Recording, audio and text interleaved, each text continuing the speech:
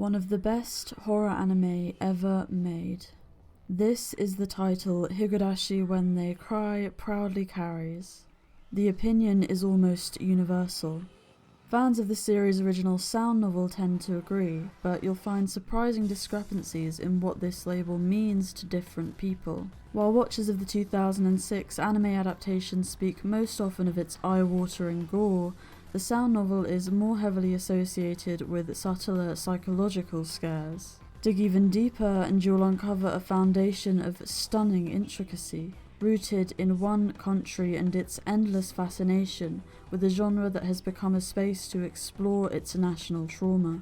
But alongside acting as a mirror for the place from whence it emerged, Higurashi does the very same for us in its resoundingly human appeal.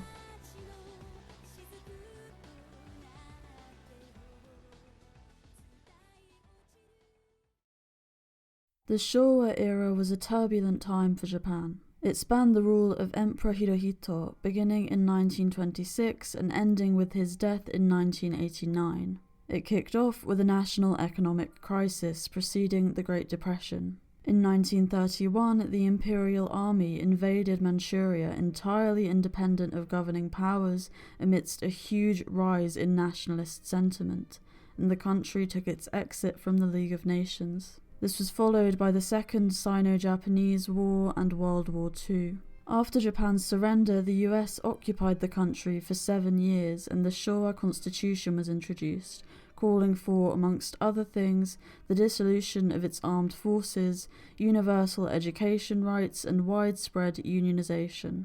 By the time the era drew to a close, Japan had the second largest economy in the world. The first installment of 7th expansion's Higurashi When They Cry was released in 2002, yet finds itself set in the summer of 1983. This choice only gains meaning when we look back at what the twilight of the Shawwa era meant for Japan, a commentary that runs right through Higurashi's DNA. This was a nation caught in the deepest stages of metamorphosis. Higurashi is startlingly vivid in its depiction of the lived experience of growing up during 1980s Japan, set in a rural village torn asunder by the winds of change. That's not all though. By the time Rikishi 07 was writing this story, the Shawwa era was a distant memory. Japan had already been through a further 19 years of tumultuous transformation. Even as Higurashi seeks to revive a bygone era, it equally carries whispers of what's to come, words of warning from the future. Higurashi is a distinctly Japanese story. It's a painfully Japanese story, from its looming spectres of natural disaster and cultism to the way it probes the darkest chapters in this nation's history and what its decisions meant for humanity. Is it any wonder a country with a recent history like this one's, a history that the average citizen could not begin to grapple with, yet must, has become such a powerhouse of the horror genre? You see this chasm stamped all over the genre staples they've churned out, in stories that meld traditional Japanese imagery with the bizarre and frightening. Stories where villages caught in the past become gateways to another dimension, and where Shinto's characteristic rituals become scenes of human torture. Stories where spirits caught between two worlds and unable to rest desperately search for something that will bring them peace. Japanese horror is minimalist by design. The films and games of the genre are characterized by scenes of quiet yet stark isolation. Makoto Shibata, director of the Project Zero or Fatal Frame series, calls this subtracting horror. The idea is to give the audience minimal information and leave them to fill in the gaps, creating an intensely personal kind of fear. This could not be more apt for describing Higurashi. While Studio Dean's take on the series would acquire infamy for its grotesque scenes of violence, the game uses little but text, sound, and the occasional well-timed visual to instill absolute dread. There's a reason people flock to see horror films in cinemas, regardless of critical reception. It's an almost masochistic commitment to the experience, fundamentally different from watching a film from the comfort of your own living room, where there's nothing to stop you from turning it off or walking out at any time. Higurashi then lures us in with its deceptive veneer of agency, the next scare always a click away. Visual novels are known for their butterfly effect mechanics and dating simulations, where you're given any number of choices that allow you to completely command the direction of the story. How many of these choices does Higurashi have? 1. Pick either option and the same thing happens. The characters are in control here, not you. Most recently, in the ongoing Higurashi Go, the series skews a familiar narrative in a myriad of subtle and obtrusive ways, constantly evoking the feeling of missing a step you'd never doubted would be there, and just catching yourself before you fall. It's a unique kind of horror. We feel powerless to do anything but sit back and watch, as these characters we've grown to love spiral further, yet simultaneously possess a kind of responsibility. We're even addressed directly. If we were to simply put the game in our desktop's trash bin and walk away, it would remain forever in progress. Purgatory. No closer to disaster, but no closer to victory either. We must continue. This disempowerment is the key to Higurashi's horror. Through its use of first-person perspective, sprawling length, and at times excruciatingly slow pace, we form an intimate relationship with the characters that blurs the boundary between actor and audience. This boundary has always served to delineate a power balance. Horror is thrilling. For every jump scare, there's the knowledge that you have consented to this experience and are ultimately in control of it. This combination is intoxicating, as though you have triumphed over the very emotion of fear. When the credits roll, you can feel a sense of achievement. More than anything, you can sleep well that night knowing this world is void of ghosts, demons, and possessed dolls, and that you're far more likely to get into a car crash on your way to work tomorrow than to find an axe murderer in your back seat. Real life is mundane, but this mundanity is exactly what Higurashi harnesses. When you close the game, it's still there in the corners of your mind, because it doesn't draw from fiction, but reality. Combined, the cultural context for Higurashi's horror and the way in which it is delivered make for a particularly unique experience as a Western audience member. In his article, The Anthropology of Fear, Learning About Japan Through Horror Games, Chris Pruitt describes this experience as such.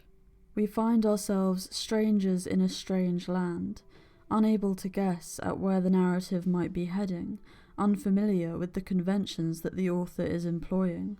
Without the comfort of our usual cultural signals, we feel out of control, and in that state, the narrative can wield much power over us.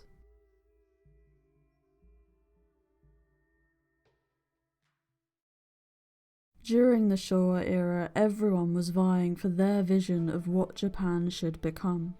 It was a time of stifling social unrest. A favoured topic of J-horror is the plight of the young people growing up in this ever-shifting landscape.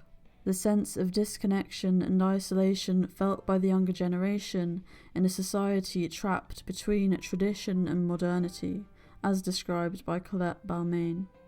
Higurashi illustrates this feeling almost immediately, beginning with our protagonist, Keiichi Maebara, having recently moved from the city to the rural village of Hinamizawa. While Keiichi has little trouble making friends, his lack of knowledge about the murky history of the village keeps his outsider status constantly in sharp relief. See, it's not just that Keiichi doesn't know about Hinamizawa's history, but that he lacks the context to understand it at all. Frequent connections are drawn between his being a rational thinker who has grown up in an ultra-modern environment and his inability to conceive of things like the supernatural curse said to plague the village. Quickly we have an unsettling story about a breakdown in communication and the sense of seclusion it brings. This is also only the very first layer of what will become Higurashi's all-consuming terror, one that often centers simply around the rift that exists between two people. Throughout Higurashi's many arcs and diverging storylines, a common thread exists in its discussion of the experience of living with mental illness. Hinamizawa Syndrome is one of the story's greatest mysteries, only revealed to us in its final quarter. Hinamizawa Syndrome is an endemic disease, specifically a parasitosis.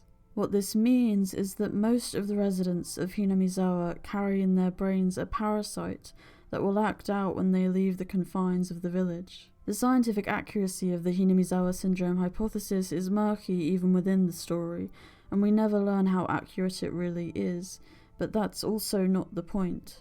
In Hinamizawa Syndrome, Ryukishi gives us a perfect springboard from which to explore a modern understanding of mental illness, drawing from multiple schools of thought. When the supposed parasite activates, the characters ascend through a series of levels as they grow sicker, culminating in a delirium-fueled suicide.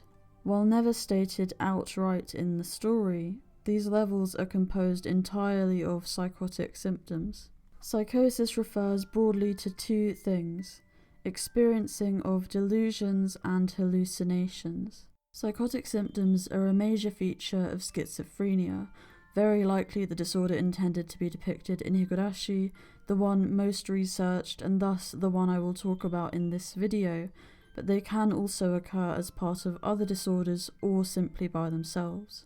Schizophrenia is a mental disorder characterized by, in addition to psychosis, confused thoughts that go on to influence behavior and negative symptoms. Negative symptoms refer to the loss of something. The individual may be less expressive, withdraw from relationships, or lose interest in life. Delusions are the misinterpretation of information to the end of a fixed belief that ignores all evidence to the contrary. Delusions come in many forms, but Higurashi focuses on schizophrenia's most pervasive feature: delusions of persecution. This is when someone believes they or someone they love is going to come to harm. Hallucinations, meanwhile, are perceptions independent of an object, namely perceiving things that are not there. The most common hallucinations in schizophrenia are auditory, usually hearing voices, but they can also be visual. That might mean seeing a person or else simply colours or shapes. Another type of hallucination is tactile or somatic, perhaps feeling bugs crawling under your skin. This particular symptom is called formication.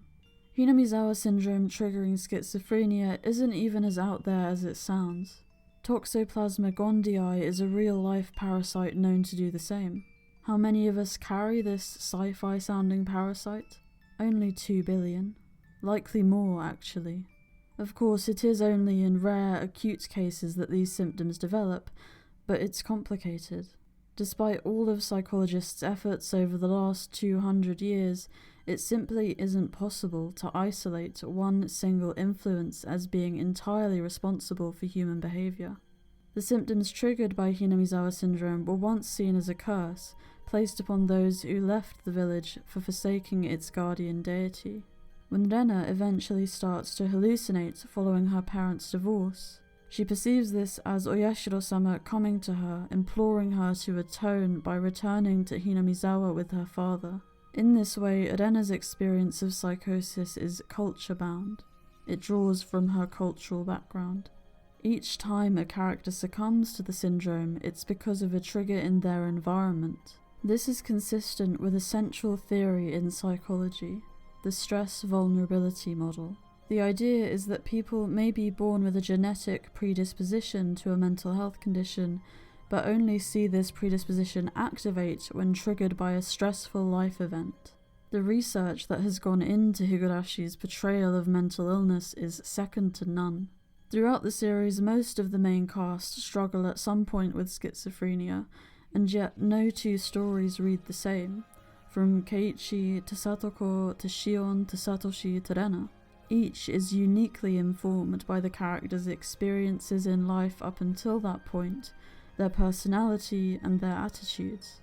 This is where Higurashi begins to diverge from the paint-by-numbers approach to mental illness so much horror takes, and in turn give the characters back some of the agency this genre has been known to rob them of. It's also where its realism really begins to pay off.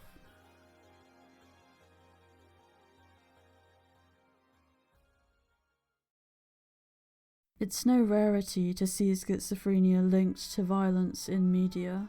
One study found up to a third of characters with the disorder were depicted as homicidal. There is also the confusion regarding the difference between psychosis and psychopathy, with the latter being characterized by a lack of empathy and callous behavior. In reality, people living with schizophrenia don't want to hurt anyone.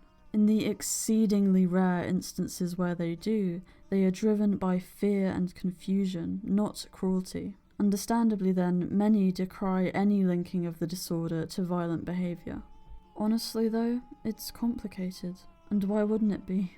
People with schizophrenia experience relapse at catastrophic rates thanks to a range of factors, from medication damaging quality of life, to job discrimination, to lack of social support. There is no direct line of causation between the disorder and violence, and Higurashi certainly doesn't posit one. But there are an awful lot of life stresses surrounding it, the same things that lead most people to commit crime. Higurashi highlights the complex ways these incredibly frightening delusions and hallucinations can become the facilitators for violent behavior towards oneself or others when combined with general mental distress and dissatisfaction. In doing so, it inspires empathetic discussion. The vast majority of people living with schizophrenia will never hurt another person for any reason to do with their disorder. But are we saying those who do don't deserve the same respect, compassion, and support? People with schizophrenia organize the information in their environment to make sense of what's happening to them. When Rena experiences the sensation of something moving under her skin, she assumes it's maggots. This is because she sees the blood her mother gave her as dirty.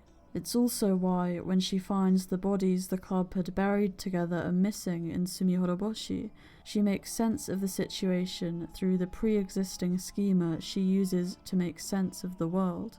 The bodies are gone, and Rena knows she didn't dig them up. She immediately jumps to the conclusion of betrayal at the hands of someone she had made the mistake of trusting. At this point, she already suspects Mion, and thus she has found her culprit.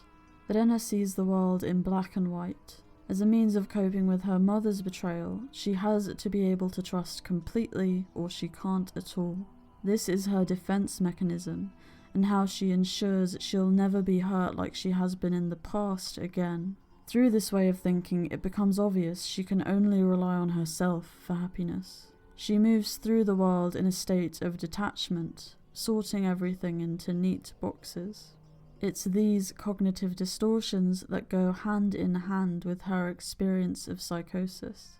People living with persecutory delusions display something called attentional bias. Information that can be interpreted as threatening jumps out to them. They're more likely to attribute negative life events to external forces rather than their own actions. They jump to conclusions. In psychology, this means making decisions about the importance of a seemingly innocuous event without sufficient evidence. They interpret all this input to fit their pre-existing idea of the world, as somewhere where threat lurks around every corner. About half of all people with schizophrenia go back and forth between active and residual states throughout life. This could be because many eventually stop taking antipsychotic medication. Negative attitudes towards this medication are common. Antipsychotics do not, after all, cure psychotic symptoms, but rather suppress them. They also carry side effects like tiredness and lack of motivation. Rena too stops taking her medication whilst having been placed in a psychiatric ward after her breakdown. Of course, when she again begins to hallucinate, it feels all the more real for the stupor she's been in. Higurashi does something really interesting. it questions the entire construct of mental illness. If hallucinations are perceptions independent of an object, what does it say that Hanyu does exist? As our characters advance through the levels of Hinamizawa Syndrome, the things they begin seeing and hearing are actually real. There's a sense of cosmic horror to this.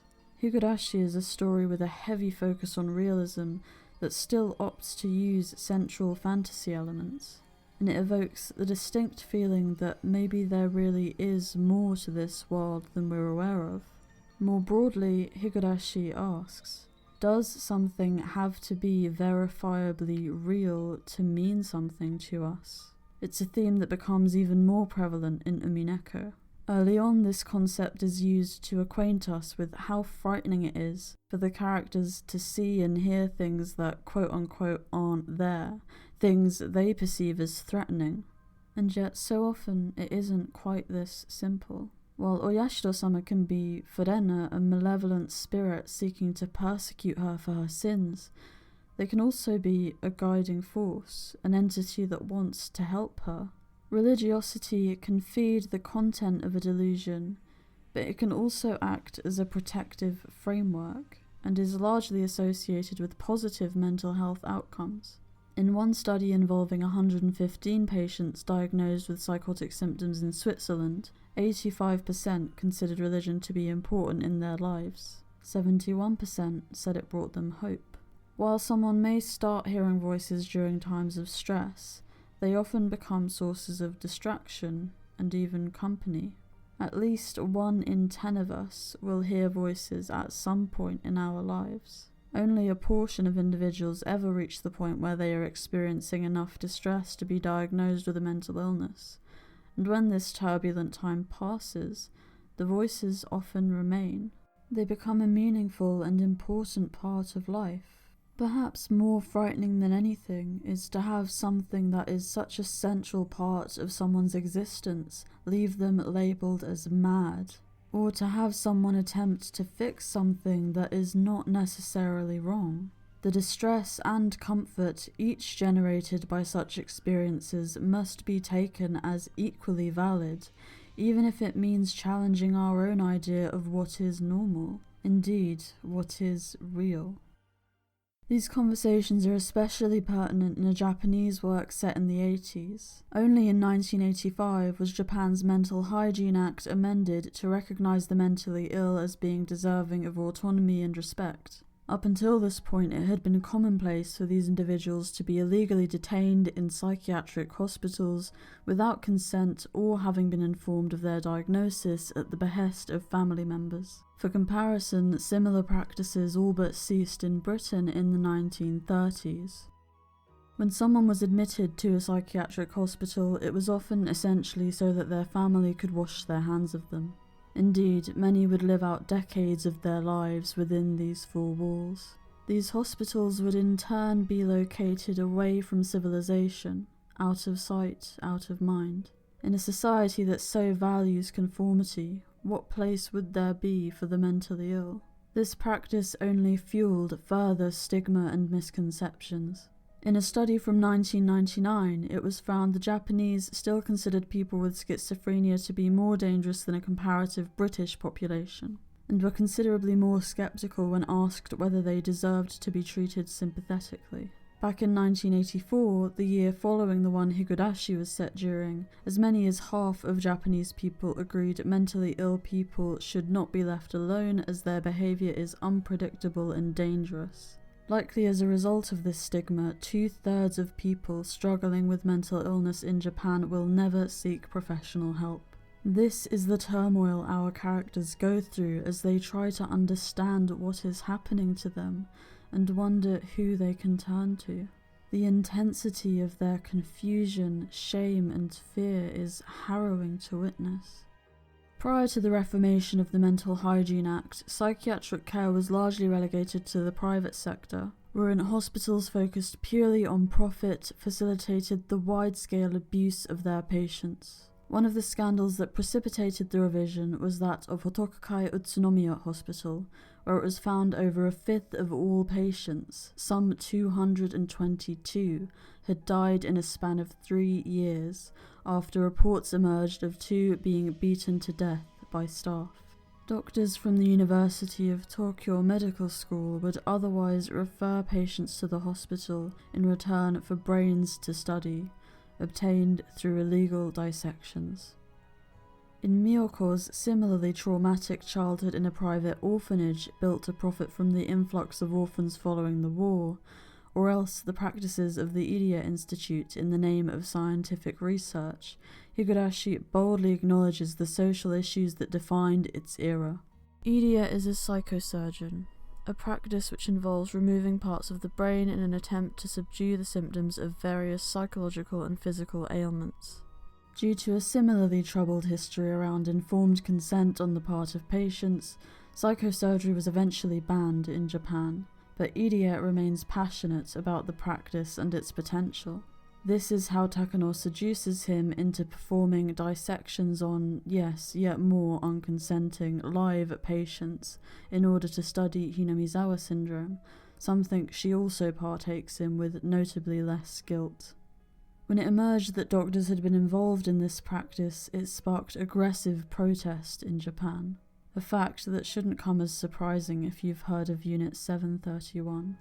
Higurashi is unabashedly political and utterly unambiguous in painting the imperialist agenda that looms over its final chapters as a driving antagonistic force.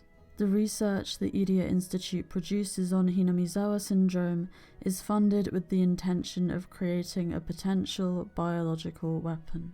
So much of the character's suffering in Higurashi results from a stubborn holding onto of the Japan of the past. This in itself is born from fear of change, something incredibly human. Hinamizawa opposes the dam project ferociously, not just because they care for their home, but because they take a stand against advancement. This desperate clash of old and new can be found all over J-horror. The true mark of a country that has found itself devastated time and again, both culturally and physically, through war, occupation, and natural disaster, torn between whether to move backwards or forwards. Children then become an emblem of the future as they struggle to make their voices heard in a society that constantly devalues them. Higurashi illustrates this most acutely through its storylines about abuse. In Tatarigoroshi, the club fight to free Satoko from her uncle and are hit with the crushing reality of how hard it is to turn their intentions into tangible action. The feeling of disempowerment communicated in this arc is nothing short of devastating. They try desperately to explain to the Child Protection Services that Satoko is being abused, knowing that their decision to involve official bodies leaves her in steadily increasing danger with every moment. The story goes so far as to have Keiichi literally confront Teppei to communicate that he is in every way powerless to help his friend. And yet the final barrier isn't bureaucracy or Teppei, but Satoko herself. Her belief that this is what she deserves. Her fear that if she reaches out to her friends, she will suffer the consequences. Her painful awareness that the community she lives in, one that supported the persecution of her family, does not care whether she lives or dies. It's a powerful acknowledgement of what we can be complicit in through simple inaction. One study found that Child Protection Services were able to officially recognise less than half of all the cases of neglect they were presented with. The people who do these jobs aren't stupid and they're rarely apathetic, but seeing something with your own 2 eyes and proving it in a court of law that has the power to take someone's child away from them are 2 very different things. Between how few cases of child abuse ever reach the stage of being reported to an authority, and how few of those ever result in action being taken, you'll know now that it is only a drop in the ocean when I say global statistics record over 1/3 of all children being emotionally abused, over a quarter being physically abused, and at least 1 in 10 children worldwide being sexually abused. Tatarigoroshi is, for me, by far the hardest part of Higurashi to read. We watch how the abuse impacts not only Satoko but her friends. Keiichi's ultimate murder of Teppei is the series at its most visceral. It's not a victory. It's the traumatic moment a group of children who have been failed at every turn by the adults around them lose their innocence in the most horrific way. Worst of all, they were too late. Satoko's eventual happy ending is one of the series' most cathartic moments, but it comes with the sombering awareness that the very tangible marks the abuse she has suffered have left on her life will not simply disappear overnight, or ever. More than even that, through the club's colossal struggle to obtain this result, we are made all too aware how many children suffering alone and in silence never do.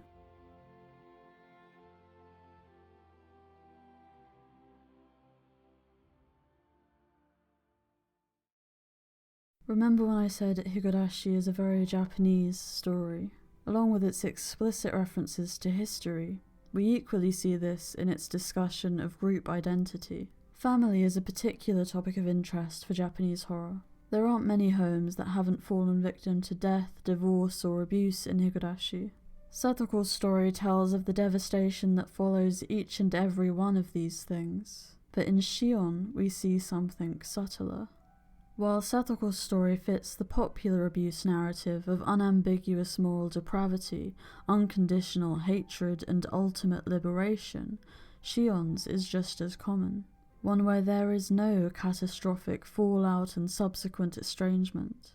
Rather, Shion remains as a part of her family, maintains a relationship with those who have facilitated this abuse, most notably her sister, and grapples with what she has been through without external acknowledgement or support.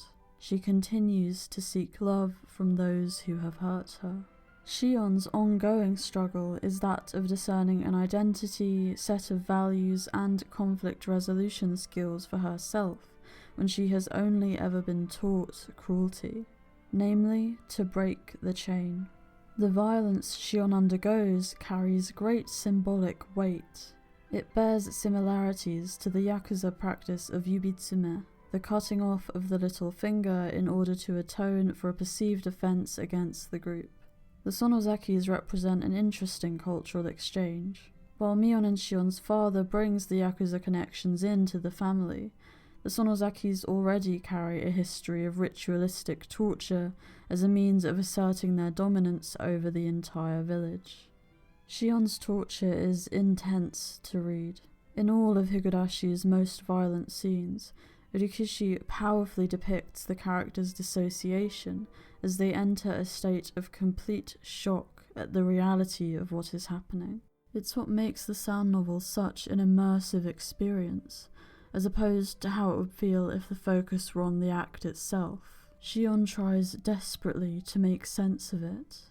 What she did to deserve this. Yubitsume denotes complete submission. It was initially intended to hinder one's ability to wield a sword or firearm, and thus defend themselves in fights, leaving them reliant on higher-ranking members of the group. It was also a voluntary act, born of a deep sense of shame and a want to repent. To Shion's family, this ritual may be purely perfunctory, but by melding the mortification evoked by Yubitsume with the knowledge that this kind of torture was typically enacted by the Sonozakis on those seen as lesser, we can begin to grasp the profound sense of rejection this event creates in Shion. It is a complete breakdown of communication between two generations with radically different values. Nowadays, Yubitsume is primarily involuntary, and far rarer than it once was.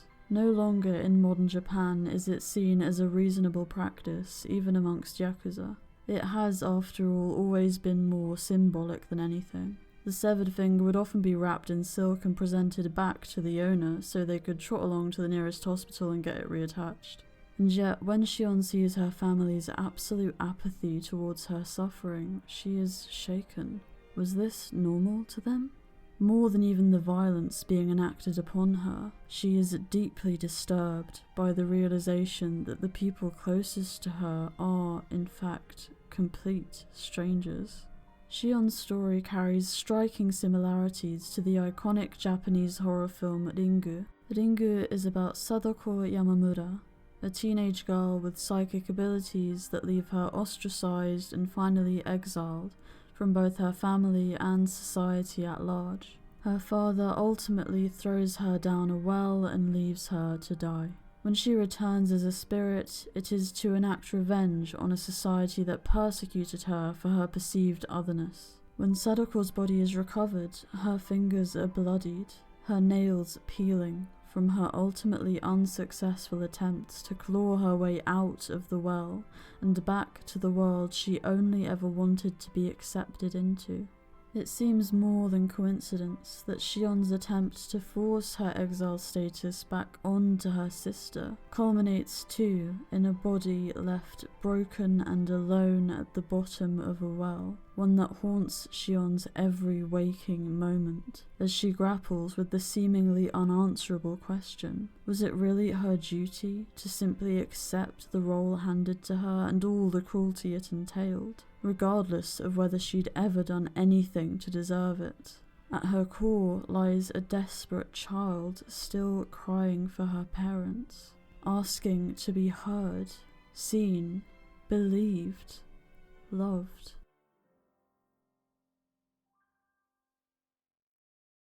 Yubitsume isn't the only distinctly Japanese form of violence we see in Higurashi. Rika's ritualistic murder likewise bears similarities to seppuku.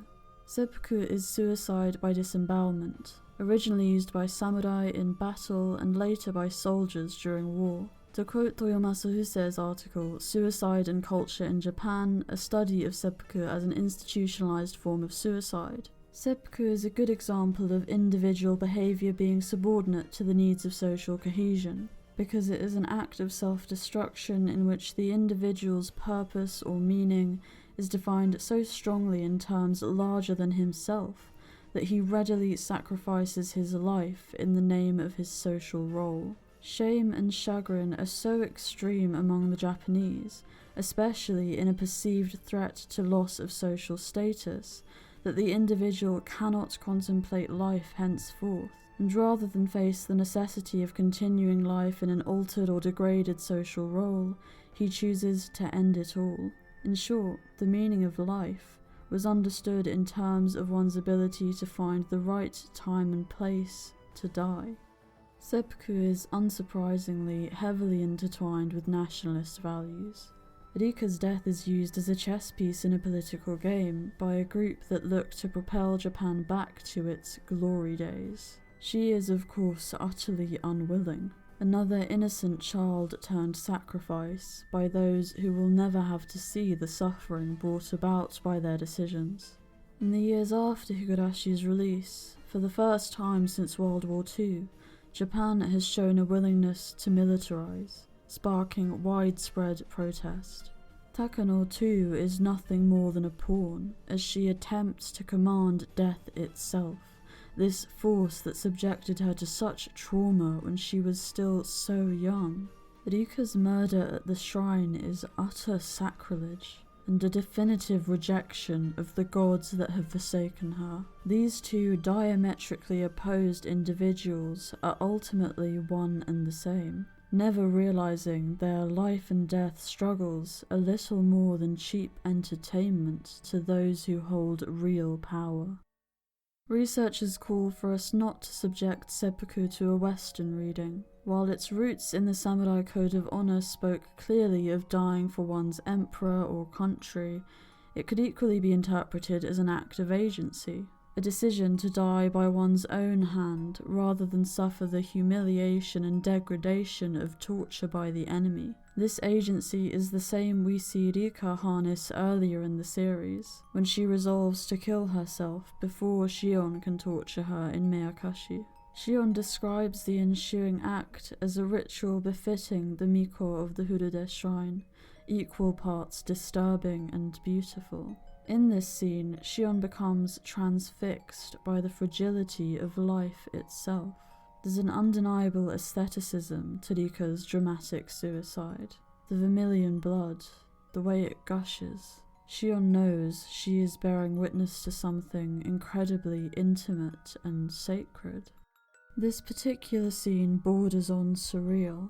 The air is thick with madness. It's ironic that its replacement in the anime became an emblem of the series' violence, when it was only censoring something far more horrific. In choosing to depict this particular scene with such a focus on the viscera of the act, we see by contrast the opposing approach Higurashi has taken with its horror up until this point, and how different a series it could have been. The realism is dizzying. Horror has an enduring love affair with the human form. I distinctly remember turning on the TV one evening as a kid and being greeted with the deeply unpleasant sight of someone being decapitated whilst on a roller coaster cum torture device. Cheers for that one, Final Destination. You'll find this all over the genre's less intellectual offerings, glorified lists of all the ways in which you can deconstruct the human body. Higurashi doesn't linger on the moment when someone tears through the skin of their throat to the warm blood rushing just underneath, or the distinct sensation of someone's skull cracking under the weight of a baseball bat and giving way to soft tissue. But when it does, it comes with a somber respect for the gravity of the event. This isn't just gore, this is a real person, crossing the boundary between being of this world and then no longer that, before our very eyes. When our characters realise they wield this kind of horrific power to deprive another of their life, it is never any less traumatic a revelation, even when fully intended. In the scene in Meyakashi, Shion notes the moment wherein she can no longer be sure whether Rika is still alive. Her eyes stare blankly for a handful of moments before she collapses to the ground. Human being to empty shell.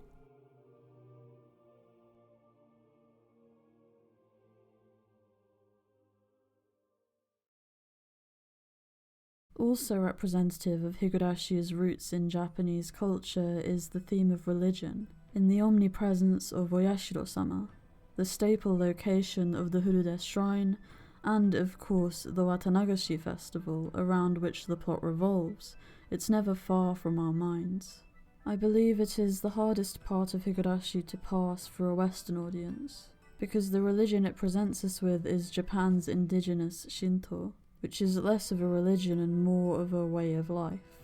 Shinto has no canonical text and no strict form of worship. It centers around a belief in kami, commonly translated as gods, but again not in the sense of the Abrahamic religions. Kami can be humans, living or dead, but also objects or natural phenomena.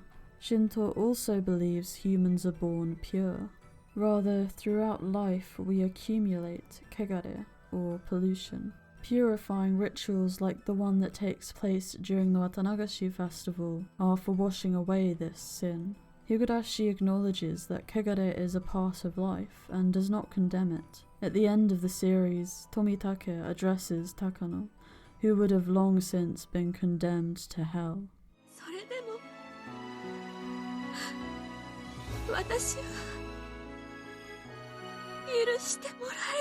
世界は君を許さないかもしれない。でも、それが何だってんだ。僕が君を許すよ。だから生きよう。死ぬことは罪の償いにはならない。生きて償い、世界に許しを請おう。そしてやり直す。 Before the series ever begins, Hanyu sacrifices herself to purify the sins of the people of Hinamizawa, and comes to be revered as Oyashiro-sama themselves. Yet this tale is itself a contradiction. The Hurudes carry polluted blood. Hanyu was killed by her daughter. Rika is the supposed queen carrier of the Hinamizawa Syndrome parasite, another emblem of pollution. Hanyu herself resembles an oni, or demon, due to her horns. I looked into it, and Hanyu's horns can occur in real life, one of the myriad disfigurements at least 1% of people possess. And Hanyu isn't the only kami with a disfigurement.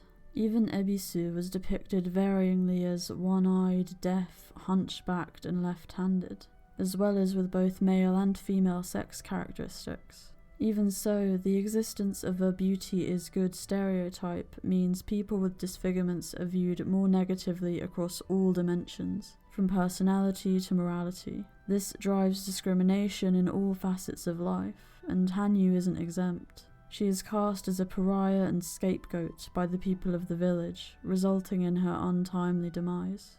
The irony is that this is the same discrimination all residents of Hinamizawa will eventually come to suffer due to their demon blood. Meanwhile, the club accept Hanyu readily. Higurashi calls upon us to openly acknowledge our prejudices, then readily tackle them, to probe our fear of difference, and challenge the extent of our empathy. It's what makes me question the success of the anime when so many speak of the characters in such dehumanizing terms. It seems they are frightening simply because they are other. Higurashi opens our eyes to the horrors of the world, histories we'd rather forget, the trail of destruction we have left, and the suffering we subject each other to. But in opening our eyes to these things, it also gives us power.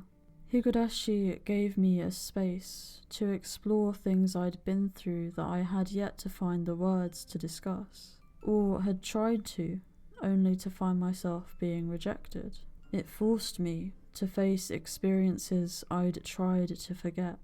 I saw myself in these characters, and it was hard, messy, painful. I lost count of the tears I shed reading this story, but with each one, an increment of the weight I'd been carrying lifted. Higurashi allowed me to know myself in an utterly terrifying and liberating way. Ultimately, the fear it made me relive found itself validated for the very first time.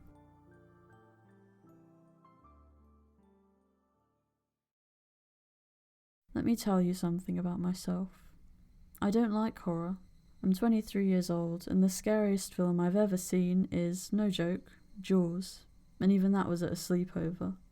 Nobody warned me we were going to be watching Jaws. At least there were mini donuts. So what in the hell am I doing making this video? I don't know. I don't honestly remember why I watched the Higurashi anime at the tender age of 10. I definitely didn't know what I was getting myself into. Films like Final Destination never particularly endeared me to horror. As someone who studies crime and, when there isn't a global pandemic, works with those affected by it, I think there's enough suffering in this world without it being made into entertainment, just personal opinion. But that's not what Higurashi is at all, despite what the loudest portion of the fanbase would have you believe. For so long, it has been marked as a gore fest of young girls killing each other, in a way that makes a show out of human pain and betrays the kind of callous spectatorship Higurashi thoroughly condemns. Honestly, I struggle with horror because the topics it tends to cover affect me in a very personal way. Higurashi did too, evidently, but it made it worth it. It was a story that gave new meaning to my worst experiences, and taught me that the genre is not only justified, but essential, because life is scary. Awful things happen to people, and they are condemned to suffer in silence because it's more comfortable for everyone else.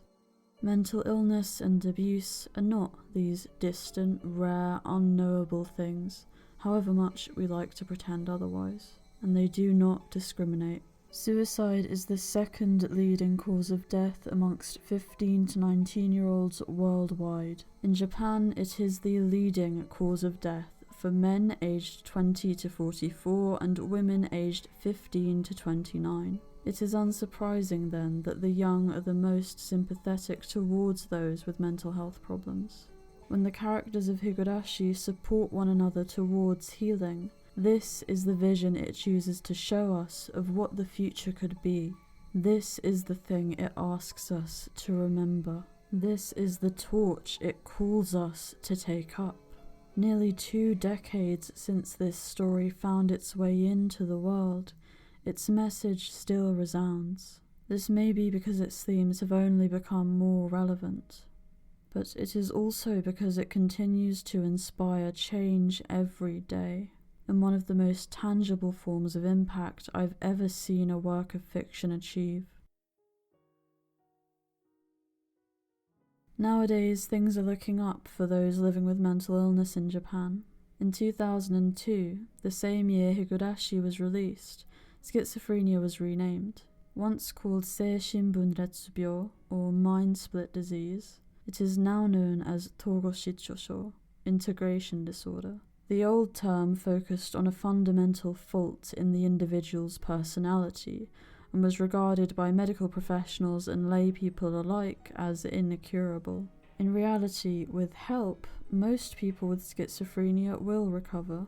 The new term incorporates modern research to encourage use of both psychosocial and pharmaceutical interventions. This has led to a huge improvement in understanding of their diagnosis amongst patients and willingness to consent to said treatment as a result. This simple change continues to erode the precedent of stigma and social exclusion. Eventually, Higurashi flips the theme of disempowerment on its head and shows that the actions taken in this pivotal time can change the course of these characters' lives. It's a story that believes in power over one's environment on every level, in a country where environment is considered paramount in shaping who someone is. Catastrophic mistakes are traded for the single step that makes the light at the end of the tunnel suddenly visible. So often a step marked by humanism, compassion, an attempt to reach out. Higurashi seeks to destroy every arbitrary barrier we put up between ourselves, in what is ultimately a complete celebration of unconditional love and acceptance. A celebration that could only ring true in a story that doesn't hesitate to show just how flawed humans are. It also shows us happiness is not something earned by the lucky few who somehow never once find themselves dirtied throughout the harrowing experience that is trying to live, but made once we recognize that we deserve that happiness, no matter our sins, even if the whole world tells us otherwise. How does Higurashi scare us? It's simple. It reflects the world we live in right back at us, in all its breathtaking apathy. It robs us of our agency, and it leaves us deep in the darkness, so that we search every corner of our souls for the answer. How do we get to the light? You may enter it enticed by that darkness, and it comes in abundance, but it's the flickers that guide you, until you emerge at the end, blinking away the day. Had it ever looked so wonderful?